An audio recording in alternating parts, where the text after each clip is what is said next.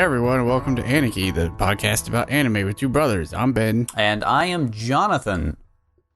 And this week, we wrap up the super murder mystery on Hyouka. Yeah. Hyouka 11. Hyouka number 11. Yeah, we're finally ending up the movie arc after all this time. I have it written here that it's Hyouka episode 11, What About the Rope Dummy?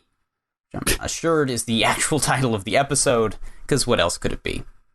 Right. It could also be entitled Crippling Self-Doubt, but... there's a lot of that. Yeah, I know. I have it interspersed throughout my notes. I have, in this scene, there was some crippling self-doubt, and in this scene, there was some more crippling self-doubt. This scene, crippling self-doubt. And let me scroll down to my notes. Motive, crippling self-doubt. Let me go a little bit further. Oh, crippling self-doubt. Yeah, there it is. So it's very heavy on the crippling self-doubt is what you're saying. Yeah, and then he punched a Sherlock dog, yeah, and then crippling self-doubt, yeah. Well, that about covers it. Thanks for listening. Yeah, next time, pool party. Yeah, that's pretty much the episode. You can cut off right there. So, the conversation between Oreki and Ibarra basically picks up exactly where we left off in the end of the last episode. Yeah, she is still laying down some sweet smack on our hero. You know, Oreki, what you came up with is good. It's a good ending, but... What about the rope, dummy? Still. And he is like a deer caught in the headlights, yeah, he is and not his prepared for world this. starts crumbling around him. He might be filled with what? Is it crippling self-doubt? It is crippling self-doubt. I do like that she pats him on the shoulder and then starts backing away. Oh, she starts because she backpedaling knows hard. Oh, she knows she slaughtered his confidence and is keen to flee the scene. Yeah, she is like, well, I mean, the trick didn't match all the clues, but it was a good ending. I really liked it. It was clever. You did a good. And then she runs away to Manga Club, leaving this broken man to survey the ruins of his life and to piece together what went wrong. Well, then we get the opening, and during the opening, I should probably refresh our good friends on the movie itself. Sure, go ahead. If I can. All right. Shaky Camp. Several volunteers from Class 2 have decided to produce an exhibition on the history of Narakubo for the Kansai. They went there as part of the research. They happened upon a deserted town. They happened upon an old mansion and spent the night. They find a floor map. They split up because they decided that's the best way to find somewhere to spend the night there in the mansion. One of the students finds the keys to all the rooms. They leave the master key hanging on the wall. There's a shot of the main room where all of the players go walking off into different parts of the building. 5 of the students make their way back to the main room. They go as a group to try and find the missing 6th person. The camera falls. At the end of the hall is a locked room. They go off to get the master key, and they open the door, and there he is on the ground in a pool of blood. There's a broken glass all over the floor, and his arm is across the room with the key in it. That is awful. The window to the room is shut. It is heavy but open. They look out, and there's no upside glass. It is a classic locked room murder. What we then find out through Oreki's wonderful reasoning skills is that the murderer was actually the cameraman the whole time. Or was it? Because, again, what about the rope? There was a rope. There was a rope asked for was by very important. The prop master. So we get back from the op, and we get the title of this episode, Crippling Self-Doubt. Crippling Self-Doubt, and in credits of the Fool, which is funny because instead of just Aho, which is normally what Fool is, it's just food. They actually use the kanji that they use for when they're talking about the tarot card. Oh, yeah, I would figure. Because it's, which I like. There's a lot of tarot card references in this episode. There is. Throwaway lines 2 episodes ago suddenly become very relevant. I know, right? And I almost didn't even write down that whole conversation in my notes, so I'm glad you did. So I was like, I don't think this is important, because I've seen the show before. Aha. So Oreki is doing some self-reflection while he's walking down the hall. While he's walking down the hall. Did he ignore the rope? Did he change the question to match the answer? You just can't figure it out. What did he do wrong? Probably be filled with crippling self-doubt. But Satoshi comes along, and Satoshi's like, so, I got some questions, bro. The question is, what about the rope, you dummy? Pretty much. But he doesn't want he makes sure that the girls aren't around. Because he doesn't want to embarrass his good friend. Yes, he wants to get into some hashtag real talk. Now, I have to say, if I've not brought up before, that Satoshi and Oreki's friendship is, like, legit. They, like, constantly open up to each other. It's pretty cool. They do. It's nice. They're good buddies. Is it a friendship, or is it a friendship? Toot, toot. Toot, toot. How can we mush these names together? Satoreki. Hiroshi? Satoreki. All right, let's fund it. Either way, Satoshi's major question is this. Was the trick that Oreki came up for the film, that it was actually the cameraman who did the murders, was it Oreki's trick, or is that supposed to be the trick Hongo intended for the movie? And Oreki's like, it was Hongo's. And Satoshi gets this really pained look on his face. He's like visibly shocked. He's not mad. He's just disappointed. He's basically a mother at this point. Yeah, he's like, dude. It's like, no, it wasn't. That's not what Hongo wanted. I don't know what she wanted, but it's definitely not that. And Oreki's like, oh, so I missed an inconsistency? And Satoshi's like, no, the ending was great. I mean, it's a really good ending. Yeah. But it's not what Hongo wanted. The Hime got a wonderful ending for her movie, but at what cost? At what? Well, his doubt, basically. Yeah, his entire manhood?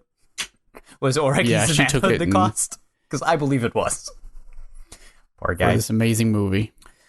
But yeah, Satoshi says that couldn't possibly be what Hongo intended because, well, it's time for Mystery 102 with our professor, Satoshi Kon. I wish. Yeah, if only. So basically, Satoshi says that Oreki's trick was a narrative trick. Now, a narrative trick is where we're not tricking necessarily the people in the story, but we're tricking the readers into believing something about the story that's not true. Through how they tell the story. Yep. So, again, Oreki's answer to the film was there was a secret seventh character that committed the murder, and it was the guy filming the whole time. That's a trick that the audience don't know, but, the characters in the film would, so it makes sense. But it's a very clever trick, and it shocks your audience, but no one in the movie. And Satoshi's like, dude, Hongo had no background in mystery. I mean, she only used one source for all of her knowledge. And it was Holmes stories. And you know what Holmes never used? Narrative tricks. QED, you dumb.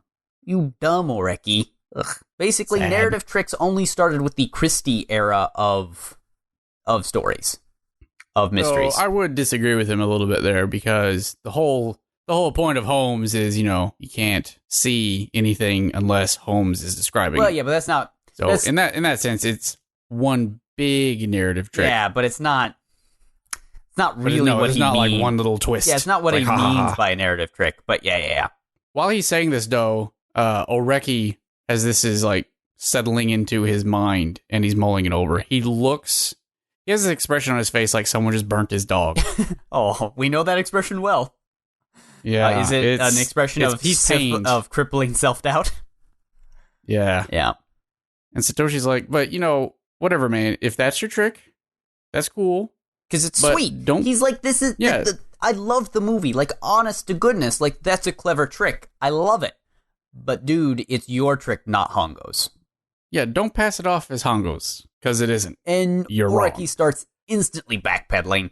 He's like, well, maybe Hongo read it somewhere. She could have seen a movie with it. Like, Oreki wants and so he's like, dude, badly just to have done no, it good. you gotta just stop. You're embarrassing yourself here. Just go. He just asks a simple question: do you really think that's what happened? Because if you think that she saw a movie and that's what it was, if you truly believe that, then I'll believe you. And Oreki just instantly looks away. He's like, he can't even handle it. Satoshi grabs a microphone out of his bag, drops it, turns around and walks away. There's a lot of mic dropping. Yeah, there's a lot of mic dropping in this episode. We then cut to Oreki in the school lobby getting his shoes to go home. And he turns slightly to his left and sees that the ghost of Christmas Future is standing at the door. Death herself. Pretty much. Yeah, it is Chitanda. Chitanda's standing there. Now, I'd like to say that she looks really sad because of, obviously, she's going to come and crush his nuts some more. Yeah. But there's this clip of her, and it lasts only 2 seconds. And she looks like Oreki just murdered her family and wants him to admit it before she turns and walks away. Oh, yeah, she is for the rest of her life. She just is so sad. But for these 2 seconds, she doesn't have a Moe blob face. And it's probably the best she looks in the entire show so far. She's just so sad. She is so hurt. I just have like alert, abort. Just get out of here. Just leave, Oreki, before this happens, because you are not going to like what's going to be happening to you soon. She walks up to him and is like, hey, I have a question. All he says is like, and he's like, at 2, Chitanda. That's what I have. Yeah. You too. So we're spared most of that conversation, but as they're walking home, she starts to ask stuff, and Oreki cuts her off. Yeah, he's like, don't worry. Yeah, everyone's mad at me too. It's not what Hongo wanted, right? Because everyone else has already said their piece. Yep. Yeah, that wasn't what Hongo wanted. I know. More crippling self-doubt, more self-pity. Let's just cut to the chase. What do you think is wrong with it? Yeah. And she's like, well, she's got a list. Let's go to the river and have a date-o. Yeah. Let's go to the... Oh, they have a mystery date-o. They do. And it turns out that Chitanda she wasn't curious about the movie. That really didn't interest her. What interests Chitanda, and if you go back and watch those earlier episodes, you see a lot of it, where she's just very concerned about Hongo and all this. Like, what was her motive? That's what she's dead, you know. Yeah, she's dead. No, she is not dead. Don't listen to him. He's wrong. She's just curious about, like, Hongo's state of mind. What would cause her to, like, abandon this film project? And I have here that, she could have voiced all these concerns earlier if she hadn't got wasted on those bonbons. Pretty much. Because her main question is, why didn't anyone just ask Hongo what the trick was? Yep. And I've written down here, I know, right? Why didn't she ask any of these questions back when she was drunk? Yeah, well, because she was wasted on bonbons. Clearly. She had desked before she could get there. Yeah. Chitanda's just very confused and very curious as to why no one asked her, and why didn't she tell anybody else? Because she had close friends there in the class, but nobody asked. She didn't tell any of them that, and that's weird to her, and that's what she was actually like super curious about. And it's like they all seemed like nice folks, but she didn't tell anyone. And she starts getting really worked up about this, and brings it back to our original story arc, where it's like she must have felt like she couldn't even scream. Yeah. Well, she says that if she was unable to continue writing her dying wishes, being the end of the script, then I'm sure her regrets and her screams are hidden in it. Yep. I'm like, whoa, the darkness is boiling out of Chitanda. For death. For death, That's just a little weak. But she's already been told that Hongo isn't dead. Yeah, but several times. She's been told several times she's not dead. She likes this and now narrative. It's a good narrative. She's gone. We have to do this in memory of Hongo. I mean, and Satoshi died her last dying episode. Wishes. It's true. I'm betting Oreki wishes he actually had died last episode. But then Oreki's noir mode activates. Yeah, well, we get a sound effect and a heron taking flight, which indicates that a turn is about to occur. Too bad it wasn't an Arctic turn. Well, yeah, because it just got stone cold all up ins. Yeah, we get a lot of Oreki introspection. And more, what? Crippling self-doubt? Crippling self-doubt. He's thinking about the film. He was thinking about just the film, while Chitanda was thinking about Hongo. He was treating the whole problem as a problem of writing, not of people. And as he starts describing this, we get a cute little scene of the whole movie done with, like, puppets. But who here is the puppet master? Oh. First off, I have to nominate this puppet of Detective Oreki for MVP of the episode, because he looks awesome. And he has an amazing voice. He has an amazing voice. This stilted puppet Oreki voice. It's like, that guy is the murderer, and he's got all these, like, he's envisioning, like, a crowd of robotic hands just clapping, like the girl who makes the bad robots in her clapping machine. Well, and he's also his only spectator to his puppet show. The inside with all these of Oreki's disembodied head hands. is just the saddest place in the world. It's just him. He's a poor, lonely dude. But he comes up with he just never considered the authorial intent of the whole piece. He never considered the motive of the author. And this leads him to, of course, the whole rest of the day wandering around town just beating himself up for hours. Yeah, and he's like, I didn't take on the role of scriptwriter. I'm wrong. But why? Hold on, brother. You said he didn't take on the role of a scriptwriter? I believe our Hime would have some words to say about that. There are many times in this episode where he says things and then is immediately proven wrong. Yeah. It's like he didn't take on the role of a scriptwriter? Didn't you, Oreki? Didn't you? Remember the Hime? The most manipulative manipulator in the history of manipulation? He does get home, though, and he's asking himself, why is he even worrying about it? Because it's useless. Rationally, if he figures it out, then the film isn't going to change. It's all done. Yeah, filming's done. We can't change it. That's it. And luckily, Oreki has a motto for just such a situation. He's going to conserve energy. So he throws himself onto the ground and going, ah! Yeah, it lasts all 5 seconds because it bugs him anyway. Look, the guy's actually starting to get a personality. Isn't that nice? Just a little bit. Nice.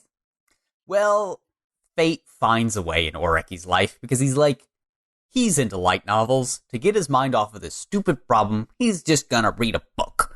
So he starts going through his bookshelves and finds one of his sister's books. And of course it's on tarot cards because his sister's crazy. She really is. So he decides to start looking up the major arcana from the tarot deck. These are the cards that several episodes ago in a bunch of throwaway conversations, we decided to give everybody tarot card personas. Right. Oh. And the first one is Irisu. Who's the Empress. The Empress. Yes. And what were her keywords? Her keywords are motherly and sensual. Maybe. She's a Hime. Yeah, it doesn't apply to her not at all. Not at all. It fails completely. So then he's like, okay, how about Ibarra? Justice. And her keywords are? Impartial. Yeah, sounds about right. Rational. More or less. Not completely wrong. Yeah, no, not too bad. Satoshi's was, of course, the Magician, which was... Initiative. Yeah, he does take some of that. Creative. He does. Concentration. He's in Sewing Club. Concentration. He's a database, but he's bad at focus. But, you know. To this, Oreki has no comment and moves Yeah, on. more or less, I guess. Now, Chitanda. Now, she agreed with hers. She took ownership of the Fool, which means more in tarot language than you would think. You would think it would just mean a dummy. But it doesn't. What does it actually mean? Curious. Oh, yeah, definitely. Spontaneous. Absolutely. Adventurous. Unfortunately, yes. So this one is on point. On point. Of course, that would make sense since I believe Chitanda recommended that for herself. So she did. And she, of course, would know tarot meanings because she's into that stuff. Because she's curious, spontaneous, and adventurous. And apparently occultish. Well, tarot's more of a... it's not necessarily I'm going with that she's in the occult. I mean, that's fair. I mean, probably the occult. She has secret powers over people, that's for sure. So Oreki's was, of course, strength. And what does that mean? Means inner strength. Oh, he's got that. Perseverance. Yep. Comprehension. Absolutely. Oreki, of course, is like, well, this doesn't fit me at all. Why would Satoshi even say I'm not any of those things. And then he starts looking at the picture, and the picture on the major arcana is that strength is symbolized. Strength is symbolized by a lion controlled by a kindly woman. And Oreki's mind flashes to Chitanda, Irisu, and a letter from Nathan. And he's like, Satoshi, what were you trying to say? He's like, damn it, Satoshi. He knows more than he lets on. Truth. But he closes the book and lays down again. He's like, typical Satoshi, giving me obscure hints. Yeah, because... What a weird guy. Because he was basically hinting on the fact that Irisu is going to control your entire life if you let her. Why would he tell me any of that? It's not like it would change my perspective. Oh, God. Poor guy. Poor Oreki. He got played like a fiddle. Yeah, he did. Now he's got to give the devil his due. So we cut to Oreki then sitting on a park bench, not being weird at all, and he's meeting the Hime cut. Yeah, buddy. I do love this scene, because the Hime comes up. She's all polite. She's like, hey, great job with that movie, Oreki. You were awesome, solving out exactly what Hongo had intended for the movie the whole time. We're having a wrap-up party. You should come. And he's like, yeah, F you. I shall not. Because basically... and I expected him to end that with winch. Yeah. Well, I mean, he basically does. Because, again, it's one of these things where, in polite society, especially in the Japanese language, you're not supposed to just say, no, I'm not doing that thing. Yeah, you're supposed to always give, an excuse. You're supposed to sort of weasel your way out of it, but he doesn't. He's just like, no. So he basically gives her aback. She walks up and is like, hey, want to go to a party? And he's like, F you. You're the worst. He's like, we need to talk. We'll say that there's a shot of them from the side. Yeah. At this point, and up until now, we haven't really seen how tall Irisu is, and just given her personality, you think that she's pretty tall, taller than Oreki is. Yeah. But she is super short. I hadn't noticed. So then we get our break. Yep. And it's back to the tea house. Back to the tea house. Now, the tea house, as we saw before, is a little room off to the side with a hallway running down the edge. Yeah. And it's raised up a little bit where you leave your shoes by the ledge. Yeah, it's basically a stage with our two actors there, and we as the audience are looking up at them from a low angle. Needless to say, Oreki is not a happy camper. He was in a very sour mood at the moment, because he has figured it all out.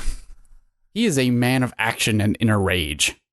I'm not really sure, up to this point, having watched it, why he's angry, but I'm guessing at this point, before I know anything else, that Irisu probably didn't like Hongo's original movie, wanted a new one, wasn't clever enough to come up with one on her own, and so got him to do it. You would not be wrong. Apparently, I was not wrong. You are not wrong.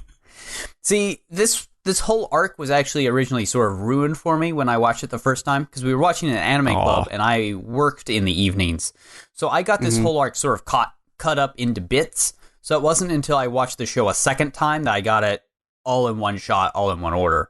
Because I saw, like, the episode 1 of the arc, and then, like, the beginning of episode 3 of the arc, and then all of episode 4 of the arc. So it was all sort of a mishmash for me.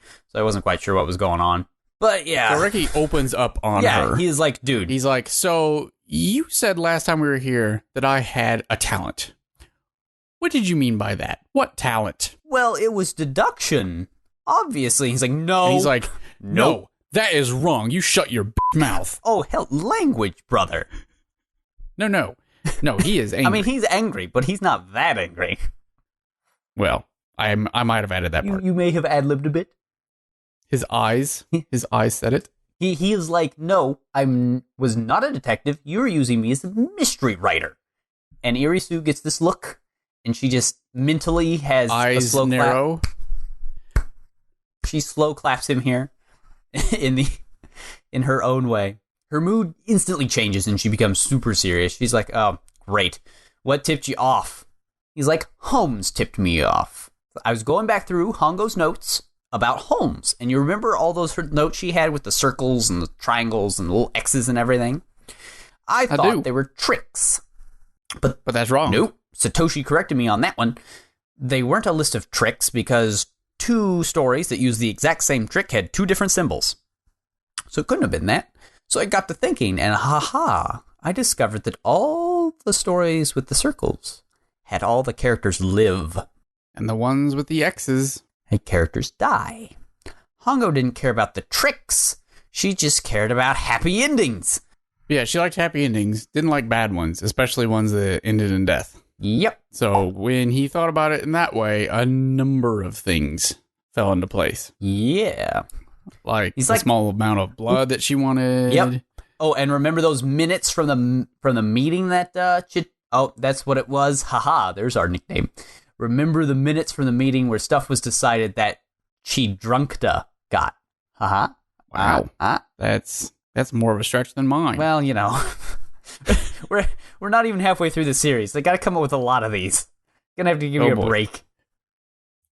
Either way, in the minutes for those meetings, there was a poll on how many deaths there should be in the movie they were going to film, and there was 1 vote for 0 deaths, and it was very well. There was a single vote for 100 deaths. I think we know who that was.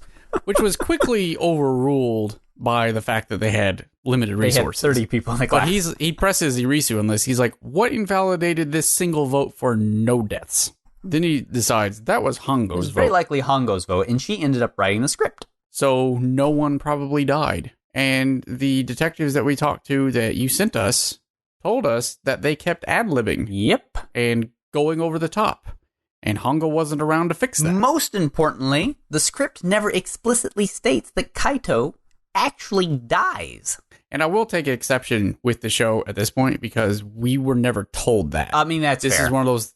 this thing was hidden from us. Yeah, but that's not... So there's your narrative trick a little bit. That's not super important to the reasoning of the show. Maybe not, but it is very Holmesian. I mean, that bit is, but the rest were... The more important parts were. Oh, yeah. Yeah, you're right. Like, what about the rope dummy and the little bit of blood? Mm-hmm. But both of them do take a moment here to compliment that arm. Yeah. They're like, yeah, because that arm was an awesome arm. But we agree that the arm is awesome. Given the way that the movie was filmed and not written, there's no two ways about the fact that Kaito was super dead. Oh, yeah. He was murdered. He's not survived that arm. He was pretty much Dio murdered. It was how murdered he was.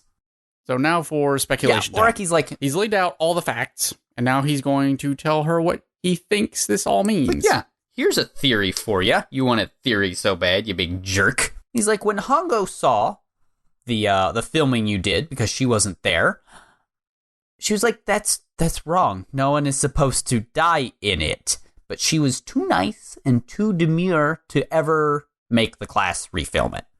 So she felt guilty for having ignored the results of the murder poll. So Irisu, in her most spider-like way, was like, hey, well, if you're that upset, why don't you pretend to be sick and leave the script incomplete? I'll ask everyone how the movie should end, but really, I'm not trying to figure out anything. I'm just trying to see who can come up with the best script for the end. But since all of the would-be detectives from that class were, well, awful, they decided to call up Classics Club. But not just Classics Club, Oreki, because we all know he's the best. And they all got suckered into it because Irisu was able to frame and stage the event in her terms rather than what really happened. So... Then he asked, am I wrong? Yep. She's like, well, you're not wrong. Well, she looks at him coldly and is like, I haven't said you were. I haven't stopped you yet. Jeez. She's the best. I really do like Irisu, even though she is the worst. The worst? She's the best worst. Ugh. And then he starts getting all upset about how she went on about, knowing your talents and knowing yourself. You said those with talent who aren't aware of themselves cause pain for those who have none. Which is BS, because you don't care about talent. All you care about is results. And she's like, do you not see my hair? Do you not see the Hime cut? I am a Hime. When you prick me, do I not Hime? It's like, what do you expect? Did you not see my hair? Serious. Yeah. She's like, what of it? Yep. So, I did what I had to do. He's like, so was all that stuff about talents and being aware of yourself, was all that just BS? Did you lie to me about those? And she says, There's a long pause of them just staring each other down. And the lighting on the tea room shifts. So the spotlight is on her and he's left in shadow. Yeah. She's like, those words were not what I really thought. Whether you consider them lies or not is up to you. And he sort of curls into a ball. Yep. And is like, that makes me feel better. So he's walking home. He's walking home dejectedly, face mired in shadow. And he spots a Kids Mystery Playhouse poster with a Sherlock dog. It's like, you can solve the mystery. Calling all detectives, come and solve the mystery. You can do it. So Oreki punches it. Oreki punches the Sherlock dog, because he is not a happy camper. And is filled with what? Crippling self-doubt. Crippling self-doubt. And then we get back to the chat logs. Mm-hmm. As if all these talking heads weren't thrilling enough. More chat logs. Did you write them down verbatim? Because I did again. Not verbatim. I sort of summarized them. See, I wrote them down verbatim. But we have Hongo. I assume it's Hongo. Yeah, we're pretty sure it's Mayuko. Hongo at this point in green font. She's apologizing for writing the script like that. Yeah, it's like basically it was all her fault because she wrote happy endings instead of making it the way the class wanted. And Irisu, who's writing as anonymous, writes back saying, that's okay. It didn't live up to whatever you had planned, I'm sure. And Hongo is like, no, that's not true. All I ever wanted was for everyone to have fun working together. And Irisu gets like this pang, like right in her stone cold heart. You messed that one up, didn't you, Hime? Jerk. So she quits that chat. Yeah, she's like done with that one. And she starts talking to this other person called Atashi. This was the other person. This is the person that was like, if you use them right, they might dance for you. way back in the beginning. Did you ever figure out who Anashi was? I think I have. I think I have too. I've watched this 3 times, and this is the first time I've gotten it. She starts to chat. She says, "Thanks for the help, but I may have done a disservice to him." Yep. Meaning Oreki. Yeah. She's like, what? You really think so? She's like, well, there wouldn't be any point in pulling a bluff on someone half a world away. Half a world away? Oh, Who could this be? Who do we know is a half a world and away? And will insult Oreki at the drop of a hat. Oh, yes. Who is the real puppet master here? The puppet master is also a puppet. Yeah, buddy. Turns out. Anashi, who we are assuming at this point is One-san, is like, yeah, no, that's true, but you also shouldn't lie to somebody who's on the other side of the world. And Himei's like, well, lie? She's like, dude. And she's like, you didn't really come to me because you wanted to protect that girl, nope. Hongo, did you? You just thought the script was boring. You rejected it in a way that wouldn't hurt her. But don't worry, that idiot probably didn't notice that. And it's like, oh, damn, son. And Irisu suddenly, I think she feels like all the eyes have seen through her at this point. Seen right through her schemes. And she's like, but I was not in a position to allow the project to fail. She types super fast. Anashi just leaves. Yeah, just leaves the chat. It's like, sure. Leaves Irisu to stew in perhaps her own crippling self-doubt. Ooh, if only. Oh. We cut to Oreki and Chitanda in the Geo prep room. Chi-chan is making eyes at Oreki. And Oreki's like, okay, let me guess. You want to know... So wait. No, go ahead. This shot. Yeah. He's looking out a window absent-mindedly. And Chitanda is sitting in her seat doing what? Oh, I didn't notice, actually. She's reading a light novel. Oh, we're backwards. The roles have reversed. We have reversed, and that becomes a very important part of this whole scene, actually. So good catch. Good catch. Yeah. And he's like, what? Let me guess. What kind of script did Hongo write? Kitty narimasu. She's like, no, I wasn't actually thinking about that at all. And he's like, well, what? He's like, well, that's not like you. It's like, yeah, so, and staring wistfully out the window isn't like you. And then Chi-chan's like, all right, well, then I'll act like me. And she sort of plays along. She's like, I'm curious about what script Hongo wrote. And she makes an adorable face. He rattles off the bored answer that he thinks Hongo actually did right. He's like, it probably would have been the quiet girl, like I figured the whole time. She climbed out one of the windows from the second floor, went in through one of the windows along the hallway that wasn't rusted shut, attacked Kaido in the arm, non-fatally, then climbed back out and act like nothing had happened. Because if Kaido's not dead, then the locked room mystery just dissolves, because there was no true locked room. And then the 7th guy that was mentioned, he was just the narrator. Which we already actually had in the original script. Kaido probably went in that room and locked it himself. For protection, maybe. Yeah, who knows? We'll never know. Well, Chitanda says she might know. Oh, she's like, oh. She has a theory. Yeah, through all of this, she feels that she understands Hongo better than before. She's like, I think that Kaito asked the girl who attacked him why she did it. And she probably ran off.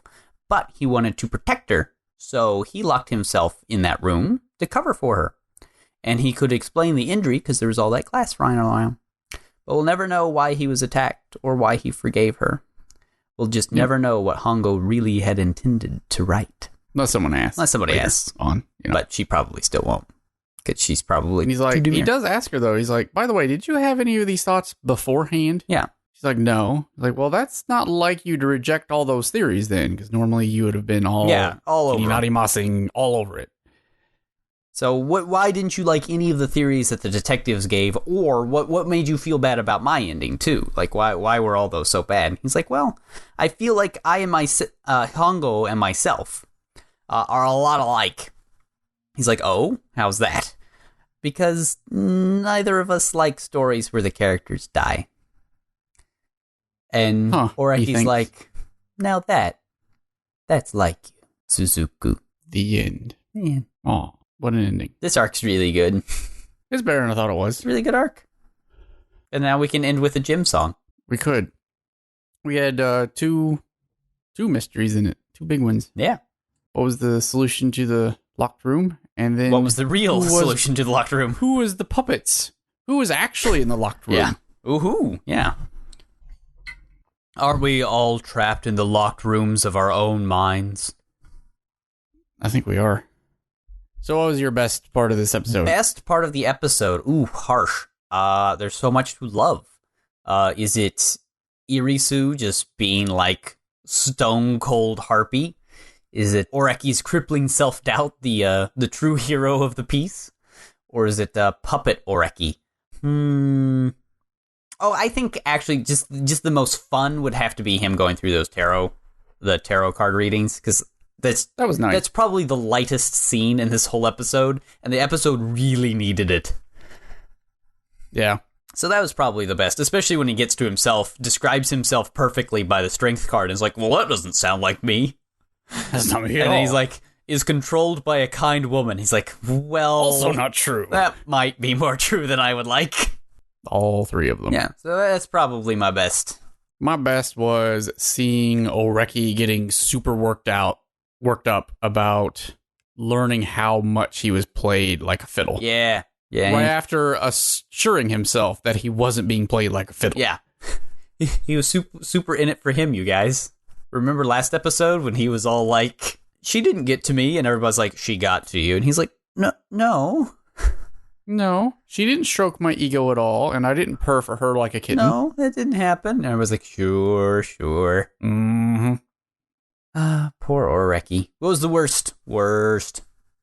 My worst was, I think, right after the chat scene, Irisu is still keeping up the pretense, at least with Hongo, about how all this is going down. And it just drives the point home that she spent an inordinate amount of effort to concoct this convoluted plot where Irisu could have just put her foot down on Hongo way back when and told her to write the script correctly. Yeah, but see, that's less passive aggressive and more aggressive. So that's not really in her character. That's fine. But the problem is that she has no motive to be helpful towards Hongo. And the reason I come up with that is after this has all been solved, and everything in this chat, she's still trying to let Hongo feel like her original idea was probably better than this. She has no reason to keep up the charade anymore. Yeah. But she is for some reason. Maybe. And it's just, I mean, she spent a lot of time and effort to get what she wanted. But she has an image. I guess. But we weren't really, like, introduced to that image. We were just introduced to her spider-like talons. Yeah, I suppose. Do spiders have talons? Talents or talons? Talons. Okay. Spider talons. I mean, I guess they That's have the thing those. now. Yeah. Ugh. What was your worst? I don't know. It's a really good episode. I think maybe the worst is probably still what's bugged me about this whole series, this whole arc for a while, is that Irisu never really gets a good comeuppance. Does she not? Well, yeah, I guess you're right. I mean, she gets told at the end. Yeah, she does get told real hard by One-san. By both of the Orekis. Yeah, but he doesn't, like, our main bro Oreki doesn't really call her out so much as in his calling out of her doesn't affect her at all. So no, but his sisters does. That's true, but that's both Orekis have called her out. Yeah, it's just not quite enough. You kind of want her to get a little more comeuppance, but I assume she doesn't ever. Not that I know of. I think next time we see her, she's minted her ways a little bit, but that's about the length and breadth of it. Maybe she's fallen for old Oreki. Maybe. I mean, his talents do attract the ladies. Who's your MVP? MVP still Puppet Oreki. I know my MVP. Okay. Crippling self-doubt? No. It's Oreki One-san for playing everyone. Yeah, because her whole in-game is to make... Yep. Her whole in-game is make Oreki do things. Somehow she orchestrated this whole plot. Basically. It's like, make my brother actually do things instead of sit in his room all day. And it's amazing because the only interaction we know that we had was she set Irisu upon him, and then everything played out exactly as she thought it would. You will see in a next arc that there may or may not be a very long trading quest that is instigated by our One-san. It's like, take this broken pin to you to school, and somehow that ends up trading its way up to being the very important MacGuffin. So, she has a way of that. Yeah. How did we describe her a couple episodes ago? She may be considered a genius or a psychopath. Yeah, she's a little both. Here it is. Have kids. You could call her an oddball, or you could call her a genius. So yeah. Or sociopath. Yeah, sociopath works too. She's a little bit of that. A yandere, perhaps. So next, a lot of yanderes in this show. Yeah. So next episode, we get a pool party. Mm-hmm. And One-san comes back home. But yeah, we will be watching episode 11.5, which name I don't know. I'm just going to call it Pool Party or Pools Closed, the Habbo Hotel story. Wow, that is dated. That is an old reference. Nice some deep cuts. There it is. The movie is over. Roll credits.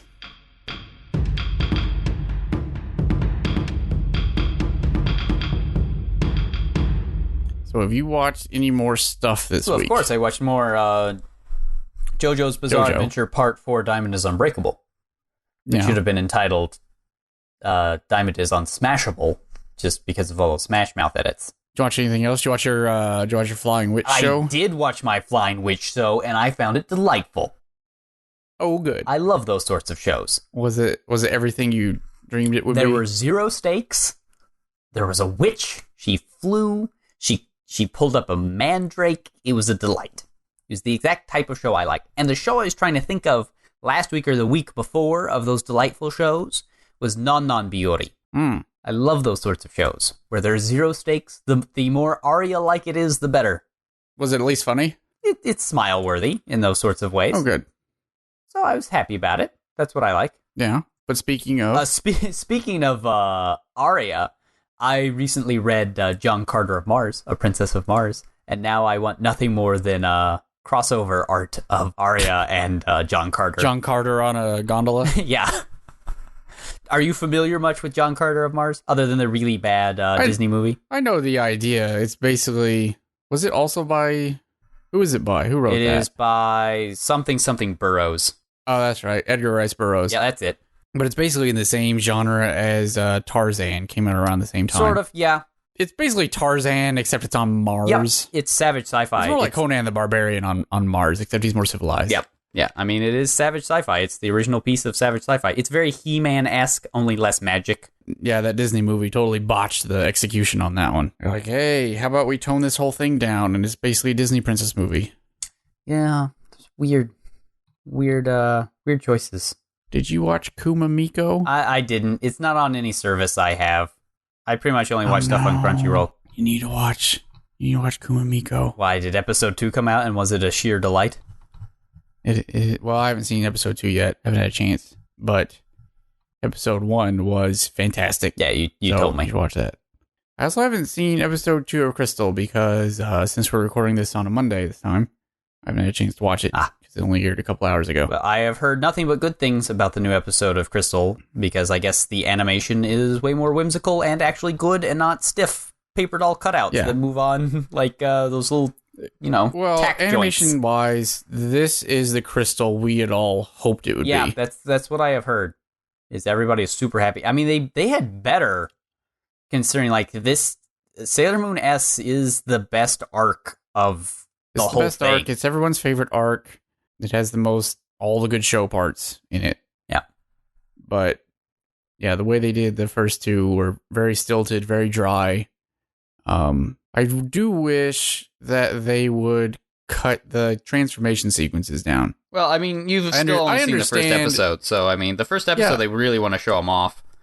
But yeah, but apparently in episode 2 they do the same thing. And I understand that is like the defining trope of Sailor Moon, the long transformation sequences. But there's a limit. We all know the joke. The joke is almost 30 years old at this point. Yeah. So you can do it for one episode, okay, but tone it down. Just let's get and they're transformed. Yeah, fair. Why not? Unless you want to do it like right before the big battle, but don't do it every episode.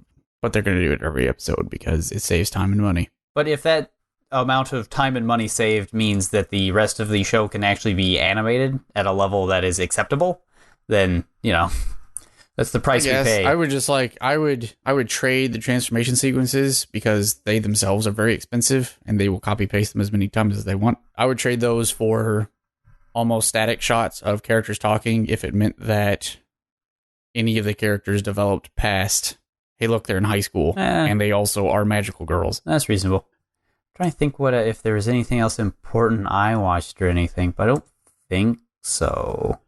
Oh, I watched episode 2 of Unicorn this morning. That's right. Oh, good. It continues to be Unicorn, so I'm happy about that. I hope it doesn't change. Me either. They go deep on new types and stuff in it, so... Oh, good. I hope you're ready for the vague concept that is new type. Yeah. Is a vaguely defined concept of what is, like... See, the only... Yeah. I know that the term new type was taken from Gundam and started being applied to certain fans of anime. Sure. And that's the only context in which I understand it. So, and it's usually something that's self-applied, which is weird. Yeah. I mean, I've been continued Gokaiger, but the 6th Ranger just showed up, and he is a Sentai otaku. So that's going to be a delight. He is a massive nerd. So... Sounds very meta. Yeah, this Gokaiger is a very meta show because they're meeting. Well, as long as that's its thing. Yeah, I mean that's sort of what it's going for.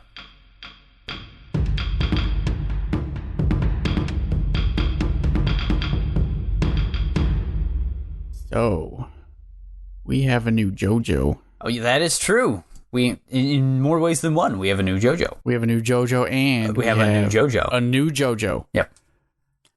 Because it's time for JoJo's Bizarre Adventure, Part 2, Battle Tendency, Episode 1, New York's JoJo. Even though he's not actually from New York, he's from England, but is currently in New York. So I guess that kind of makes him New York's JoJo, but in a very roundabout sort of way. It's kind of like how see what I did there? Superman is like, I heard because it. Because that Superman is Metropolis's dude. Yeah. But he's not from Metropolis. He's from Krypton. He's the last son. He's the last son of Krypton by way of Kansas. I'm not an expert in Cape Comics. Don't tell us how wrong we are about Cape Comics because I really don't care. So we open our JoJo episode 10 on a aged speedwagon. You're not supposed to say that yet. It's supposed to be a familiar figure with a scar, and then we're told it's speedwagon, and then we're instantly told it's speedwagon. But it's not even his hat. It's somebody else's hat. We've never seen this hat before. Oh, that's true. This is a different hat. And what's speedwagon in front of? A big old plane. An airplane? What? Have we done a time skip, maybe? If the aged speedwagon wasn't clue enough, look, we have actually skipped some time between. Actually, you've seen a lot. You've already seen 9 episodes of this show. Would it be within the realm of possibility that we could have a speedwagon who looks super old and it's only been 2 years? Not if he gave all his Hammond away. I guess not. Yeah. See, this is totally within the realm of possibility. But this reminds me of something that I've wanted to bring up a couple times before, and I keep forgetting. Sure. So, there's a lot of things in JoJo that are crazy and out of place. That is true. But probably the most out of place thing that we've all overlooked is actually the word overdrive. Yeah. Do you know when the word overdrive was invented? No. It was invented in 1923. Oh. Well, how about that? When did Phantom Blood take place? 1800s. Yeah. 1886, if I recall correctly. It did. Brother, there's your anachronism. How do we know that word was invented then and it wasn't precursed by this ancient order of monks who studied Hammond energy? This is true. It could have been taken from the monks studying Hammond and applied to gear trains. Or by someone that we all hold near and dear who is actually an oil baron. Would that be Speedwagon? That would be Speedwagon. So I would contend that in our kayfabe, in our headcanons, we can say that the term overdrive was actually first applied by Speedwagon to things because he's familiar with the concept of overdrive. Are you suggesting that perhaps JoJo does not take place in our timeline? I might have.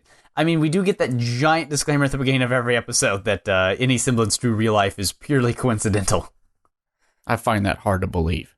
Speedwagon is now an oil tycoon in America. And he is meeting with Straits. Straits and some other guys. Because Straits has taken over for Master Ton Petty at the Hammond Institute, which I think might be something different from what I think. It's been 49 years since Jonathan died. That is true. And they've all met up. Yes, they're going to Mexico. They're all going to go to Mexico to, quote, see something. Yep, because something has been found by the excavation crew founded by the Speedwagon Foundation, as we will find out. Who has been looking for stuff in Mexico. And we cut to the Mayan temple, and Speedwagon starts up with his usual rigmarole about how the world is ending and everything's awful. And he's not wrong, because the temple is covered in hieroglyphics. Yep. That look like the ending from Phantom Blood. Yep. Spoilers. A roundabout place. And we find out that whatever this is... It's super bad and horrible and could be a danger worse than Dio, who they faced 50 years prior. Yeah, and he's like, what in the world could be so bad? And it's, oh no! It's another mask! Oh wait, oh no! It's all the masks! Yes, like 38 masks. The wall is covered in masks. And a dude. And there's a dude there too. In the middle of the pillar. Like, he's like a weird tree pillar dude. Yep. Spoilers, he's going to be very bad news here in a while. Apparently. Also Nazis. Apparently he is but that's later. Master of masks. But we don't get an op this time. Yes, we're going opless for today's episode because we're cutting right to New York 1938.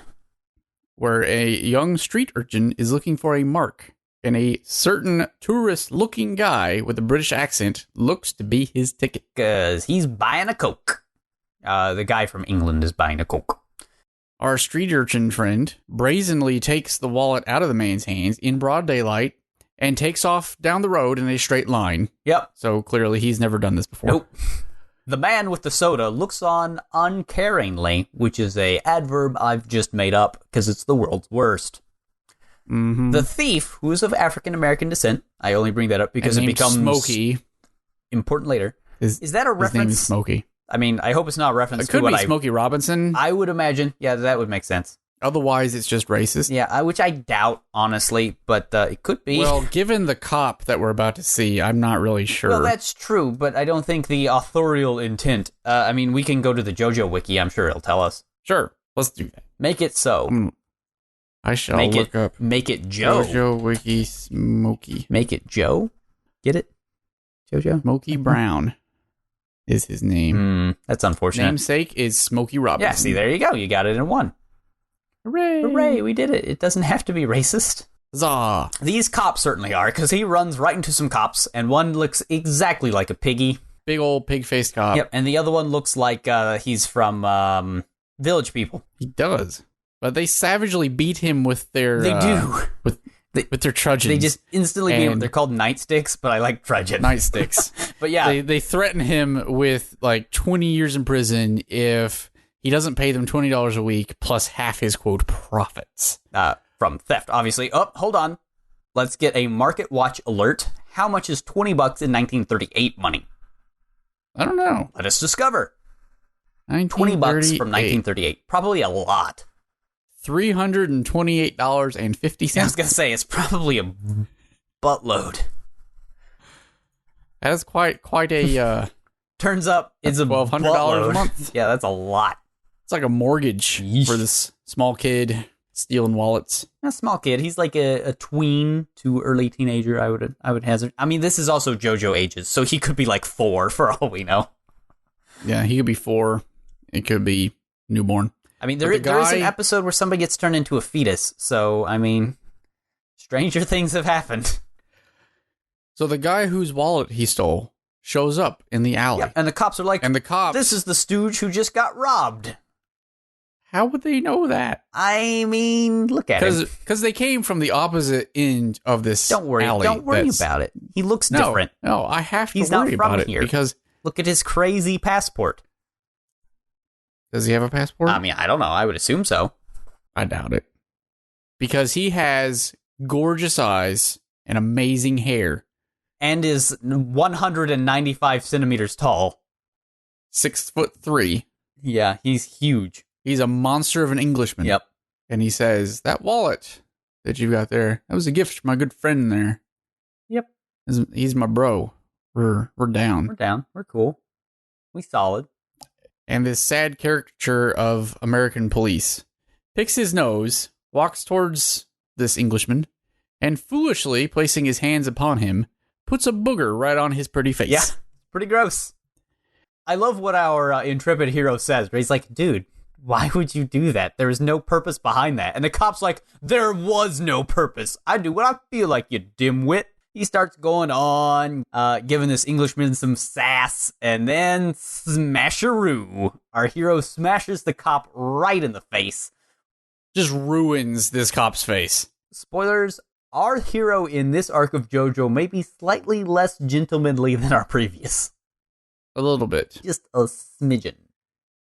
The other policeman screams, "You are resisting arrest," and pulls his gun on this man. Yep. And he says, "Go ahead and shoot me, but if you do, I'm going to break your finger as soon as you pull the trigger." Yep. Break it like a match, he says. And this guy's like, "You can't do that. You're way over there." That cop starts to and pull suddenly, the trigger. But this man begins glowing with ripple energy. what I could only assume is Hammond energy. Really? And he uses it to blow the top off his Coke harder and faster than if the bottle were actually made of Mentos. Yeah. Oh, that is true.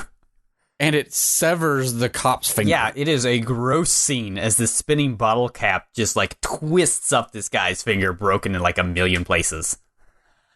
Yeah. Our intrepid hero instantly regrets all of his life decisions and is like, what will Granny Erina say? I shouldn't stay here. And Smokey's like, dude, who is this guy who's like beats up two cops and is worried about what his grandma's going to think about him? Well, he does say, "Oh no, I've lost my temper again." Yeah, that's true. Which throughout this whole confrontation, he has been the calmest of cucumbers. The most chill. I'm sort of curious as to what losing his temper really looks like. Yeah, well, we'll see as the course of this arc continues. But yeah, he's like, "Erina Bachan will be furious." So he makes off with Smokey. Yes, that's an important distinction. Yeah. And apparently, he has no idea how he launches bottle caps at such velocity. Nope. He does say that his grandpa could do it. Yep. His dad couldn't. Nope. He died in the war. Yep. Which war? And had no such talents. World War I. And then he introduces himself. This Englishman does. Well, Smokey does first. Smokey is like, I'm Smokey, and you are? I am Joseph Joestar. You can call me JoJo. Joestar. Joseph Joestar. To which he then says, oh my God. That's not till later. That's not until he becomes an old man in Stardust Crusaders. Oh, good. Well, in Stardust Crusaders, Joseph is back, but he's lived in America so long, so he has a lot of Americanisms. And it's a delight.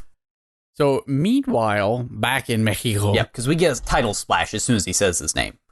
We get, JoJo's Bizarre Adventure, Part 2, Battle Tendency, and then we cut to our pillar.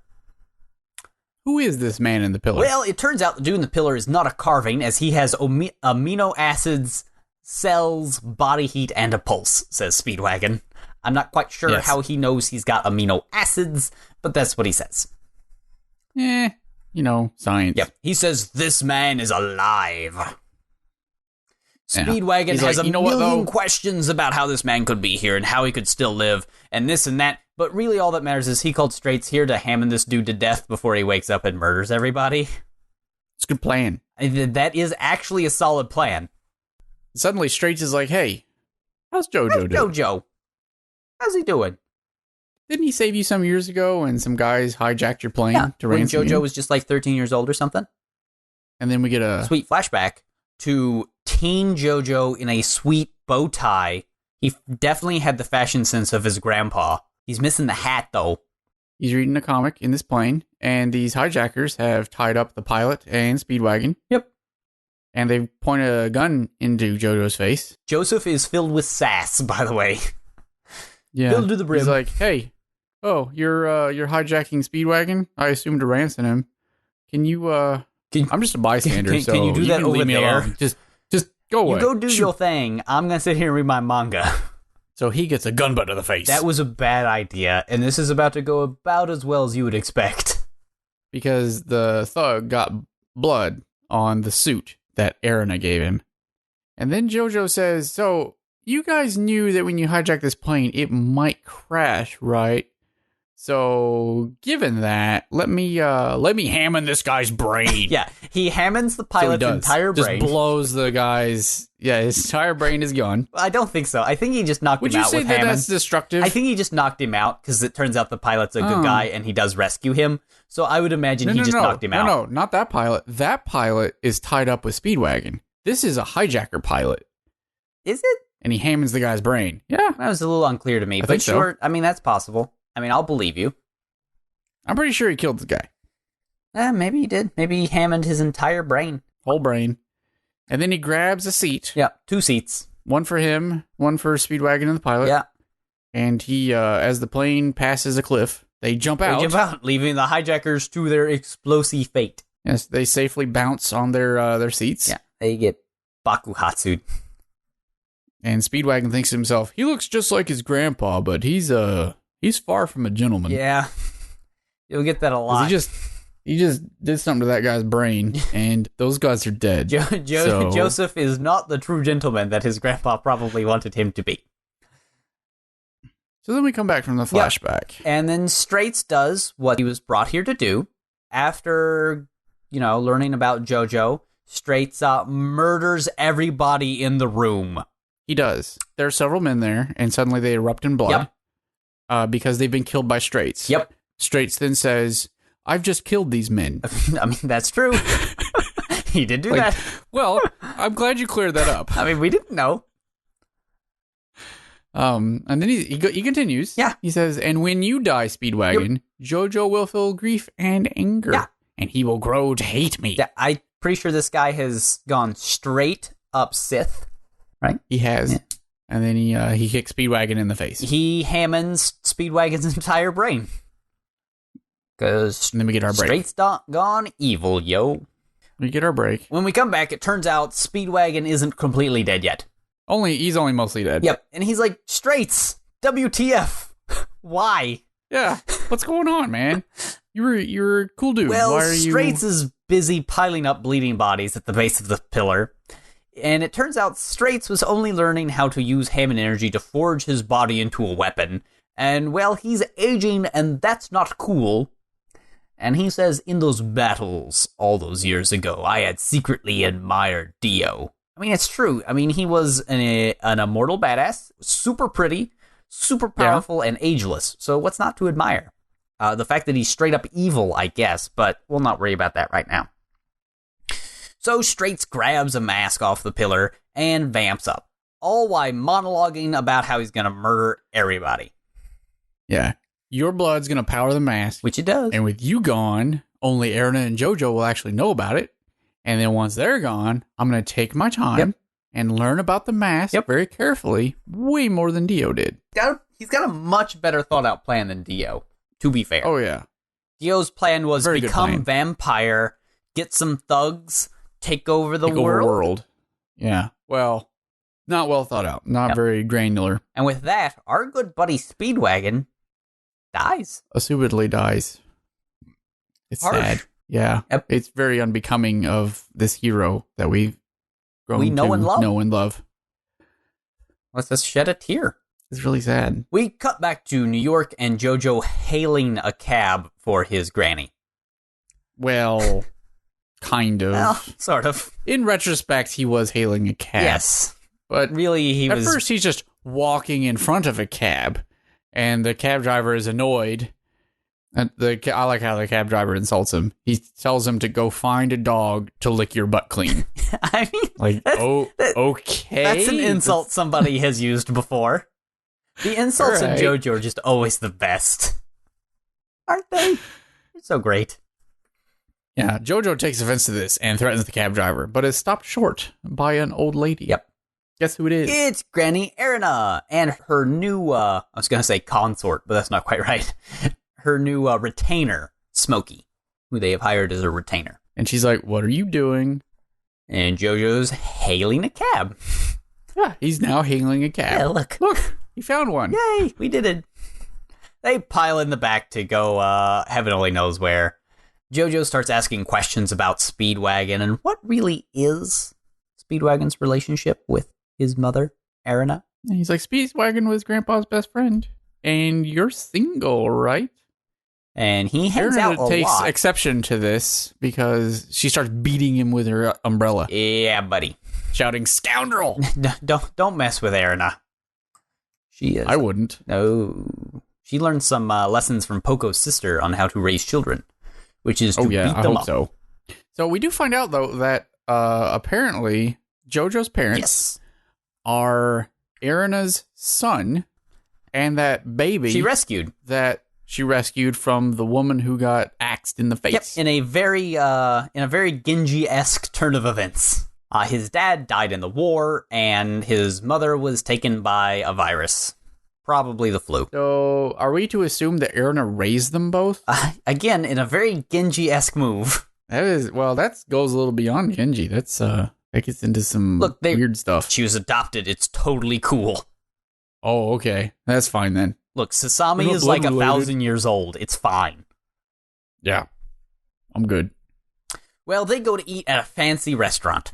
Where a horrible man with electric hair is eating pasta and wondering who let this black guy in. Hold on. They are accosted by racist steampunk Wario. Oh, yes. That is what he looks like. He looks like a racist steampunk Wario. So he's like, who let this guy in? Yeah. And he's pointing at Smokey. He and says some I don't very know racist remarks. I don't know if they're particularly racist or if he just doesn't like the fact that this guy is like still street urchin-esque. They're pretty racist. Because you could read it either way. It's probably both. Yeah, definitely both. It's very classist and racist. Yeah. Well, JoJo won't have any of that and starts to pose sweetly, ready for a fight. Best poses right now. Yep. And he stands up and he goes, "Are you going to stop me, Grandma?" And she's like, well, look, everybody is entitled to their opinion, but he has insulted our friend in public. You may take him down, but please mind the other customers. Yes. JoJo. Good job, Erina. JoJo 1 chose his wife well. He did. Well, RSPW is ready for a rumble. RSPW, of course, stands for what? Racist. Something Steampunk Wario. Steampunk Wario. I would have also accepted crippling self-doubt. But, he does get some of that here in a second. He does. Racist Steampunk Wario is ready to rumble and goes to his pocket. But JoJo's like, wait! If you're looking for your brass knuckles, racist Steampunk Wario, then you should look in your back pocket, not the front. He's like, how'd you know that? And he's like, haha, now you are going to say, how did you know that? Okay, so it's important to note that this is going to be this JoJo's thing. This JoJo's thing is that he knows people so well, he can predict what they're going to do before he does it. He is Oreki. He's a detective, yeah. He's Oreki. Joseph Joestar is basically Oreki, but with punching. Now, of course... Is he going to find himself at Chitanda? He does date a nurse. I mean, earlier, he did say he's curious. He did. Yeah, no, that's true. He did. Maybe he is both? Ugh. He is both. He's their child. Ugh. That's who was rescued. It was Chitanda? His dad was Oreki, and Chitanda was rescued from the burning boat because her mom got axed in the face. I'm not sure how canon that is. We have now crossed these two over. Ew. We're good. Yeah, I'm not sure about that. But I'm down. Racist Steampunk Wario, of course, does exactly what JoJo predicts. Because JoJo, Oreki's the ever-living F out of RSPW, explaining that he knew all along where the knuckles were because he knew he had brass knuckles because he noticed scars on his hand where brass knuckles would be, and he knew the knuckles would be in the back pocket because there was blood on the guy's shirt, but it wasn't his blood, so that means he probably fought without his coat on, so the knuckles wouldn't be in the coat pocket, so they would probably be in the back pocket of his trousers. Wow. Yep, get used to this because he's going to be doing this a lot. And the dude is basically like, so what? Whatever, he starts bashing JoJo's face. Yep. Or was he bashing JoJo in the face? Because suddenly JoJo's like, what are you doing? Why are you punching this weird spiky thing that I've been holding? I think it's an iron coat rack. I don't know why they have one, but they do. I thought it was a coat rack, but why would a coat rack have giant spikes on it? For just such an occasion. Oh, that makes sense.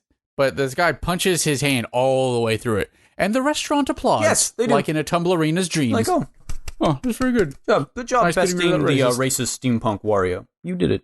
Right after the room applauds in his quick dispatchal of RSPW, a gross-looking man stands up. JoJo is ready to, beat the man to death, as always, but the man apologizes for his underling, saying that he has done business with Speedwagon before, and then he drops a truth bomb on our Joestar family. He says, Speedwagon's been murderated. He was killed by a Tibetan monk. Their body is washed up along a river in Mexico. No one knows why. Erina starts to cry and says, I think I know what's going on. It probably has to... Speedwagon told me a while ago about Dio. Erina says that she's no fool, so she knows that it must have to do with the stone mask and or Dio. The gross man goes to light a cigarette, and Smokey is warning JoJo not to believe this guy, because the guy is obviously a mobster and they can't be trusted. JoJo is like, yeah, he may be in the mob, and he puts his hand on the guy's shoulder, but since information is money, these guys likely always tell the truth. Because I guess that makes sense. I guess. I mean, that's his line of reasoning, and who are we to believe it? And as he says... He is a very good detective so far. I mean, and as he says that, he's probably telling the truth, then he straight up gut punches the guy.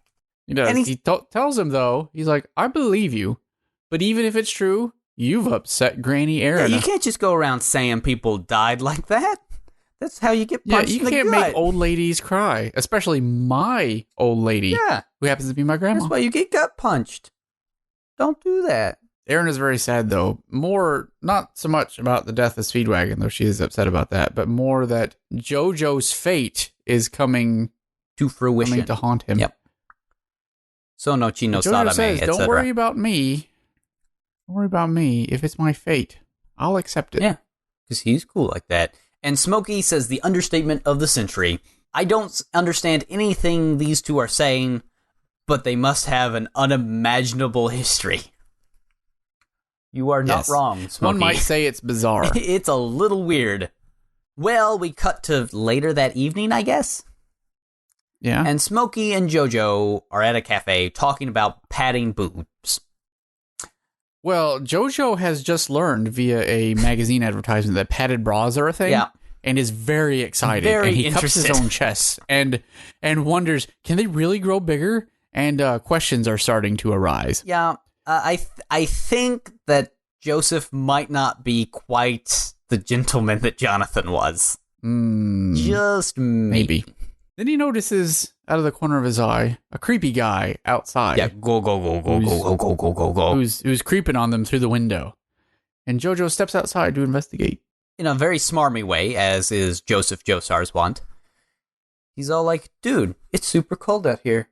And you're not breathing any steam. That's weird. Also, did I just see fangs? That's weird. And the guy's like, oh, I know who you are.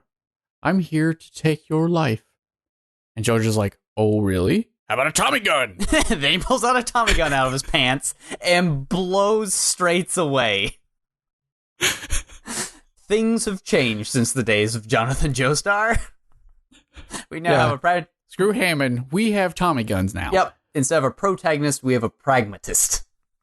Yep. He shoots Straits into the cafe where he lays on the floor dead, quote unquote. No, because he didn't destroy his entire brain. He did not destroy his entire brain. And if he had known anything about Hammond energy and vampires, he would know that you have to destroy the entire brain. Now, he's had 49 years. His parents and his grandpa, Speedwagon, all those guys have had time to write down in big bold letters entire brain in the Joestar family Bible, if you ever find a vampire, destroy the entire brain. I think that's the Joestar family motto. It ought to be in their coat of arms. Destroy the entire brain. Not a part. The entire thing. The whole thing. Send in fan art of the Joestar family crest. Family crest. Their entire brain. So Roundabout starts up, as one might imagine. Well, no, you left out his great line. Oh, no, because Roundabout starts while he is saying his great line. As he's saying his great line. You may say it. He's like, I was waiting for you, Straits. That was for Grandpa Speedwagon. Yeah. This is war. Suzuku. Then we get Roundabout. And they changed up our credit sequence, actually. Did you notice that? We do. We have the other half of the credit sequence. Yep. You get some different Mayan symbols. So how have you enjoyed your first foray into Joseph Joestar? I like it. I like this JoJo. Yeah, he is a lot more brash than our last one. Well, he's a more depth than our last one. Our last one was pretty one note. He was a gentlemanly guy. That is true. We knew who he was. This guy's a little more unpredictable. He is very unpredictable. That is certain. So I appreciate that. Who knows what he might do next? He might punch cops. He might Tommy gun someone in the face. Could do anything. So, what was your best part of this episode? Oh, the Tommy gun is still the best. It is the best part, That is a good always part. and forever. I was not really expecting the Tommy gun. Exactly. That's why it's the best, because you're so used to, like, JoJo working a certain way where, he's probably going to pose a bunch, monologue, and then probably what with the punches. But this JoJo works a little different. He's like, yeah, no, you're annoying. I'm going to shoot you to death. I appreciated it. What was your best? The same thing? Shooting a man with a coke cap?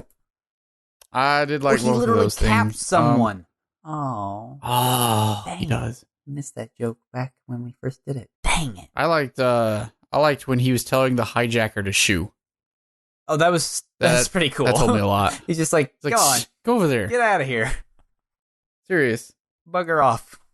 Don't you know nothing? What was your worst part? Worst part? There's a lot of setup in this episode.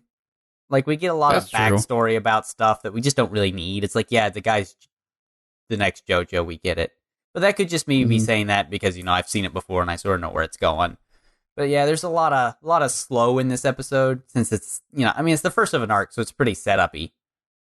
Yeah. So. We don't get any, like, Danny the dog's getting burned alive. That's true. I mean, our introduction to Dio the Invader was a little bit better than this episode. But a lot of people think Battle Tendency is one of the best arcs, and they're not wrong, but it does have a bit of a slow start. But considering that next episode we get Nazis and a superhuman race of gods and vampires, it ramps up. Awesome. It ramps up pretty quick. Oh, good. Goes from shooting a bottle cap at a cop to, ancient Mayan deities that can consume people whole. Ooh. You'll see that I'm more right than you know next episode. Probably. So, my worst part was the undignified end that was given to Speedwagon. That's fair, yeah. He sort of goes out like a punk. Poor Speedwagon. He's this an amazing character that we've had this whole time. And then... I mean, he's like our only through line, right? And then he just, like, gets murdered in episode 1. Yeah. I mean, we still got Erina, but she doesn't really show up a whole lot in the first arc at all. Yeah, what do you do? Yeah. MVP? Not much you can do. My MVP, Erina. Yeah. For being a boss. Yeah, for beating up JoJo with an umbrella. Well, and then telling him to take down that guy. Yeah, that was really sweet, yeah. They're just like, yeah, as long as I don't like it when you exert your temper on people, but in this case, have at it. Please do. Proceed. Who's your MVP? I like Smokey in this. He's a good introductory character. He's a good, he's our point of view character. Yeah. He's who we sort of see this right through. So I kind of like Smokey in these, because he just, he explains what needs to be explained for the person tuning into JoJo for the first time in not irritating ways. And, he gets to do that thing that Speedwagon used to do, which is just be shocked at everything that's going on around him, which is always nice. I hope that he keeps a running dialogue of the obvious. I believe he does for a while. Good. I forget what our sort of... it wouldn't be JoJo. I forget what our sort of gang is, but yeah. Ray. Hooray for JoJo. Part 2, Battle Tendency, not Tenacity, even though that would be a better name. Yeah. Battle Tendency. He does have a tendency for battle. The next episode is The Game Master. Ah, yes, where we get Nazis. All the Nazis. For all their faults, the Nazis sure were into a lot of the occult and have been a giant boon to pop culture stories. It's true. The fact that they were into the occult just, gives us infinite stories to tell about, the worst people in the world and them trying to do magic. Worked for Raiders of the Lost Ark. That's true. And Last Crusade. And now it works for JoJo. And it works for JoJo. There we go. There you go. JoJo 10, Hyouka 11. And if you're worried that the episode numbers have become unsynced, don't worry. They will kind of sync up again next episode because we'll have 11 part 2 and 11. Did you see my recent tweet of the musical scale? Of the musical? Yes, the musical scale. I saw it tweeted by one of my good friends. The musical scale is, of course, as follows. Do, re, mi, fa, so, no, chi, no, sa, da, me, JoJo. I thought it was good. That is good. I enjoy that. Thank you. Hey everyone, thanks for listening. If you'd like to get more info on anything we talked about, check out the show notes or the website at aniki.fm. You can also get in touch with us to ask questions, make comments, or tell us how wrong we are. We're on Facebook and Twitter at Aniki Podcast. You can also email us at podcast@aniki.fm. And if you have a minute, please leave a review on iTunes or Stitcher. We really appreciate your support, and we'll see you next time on Aniki.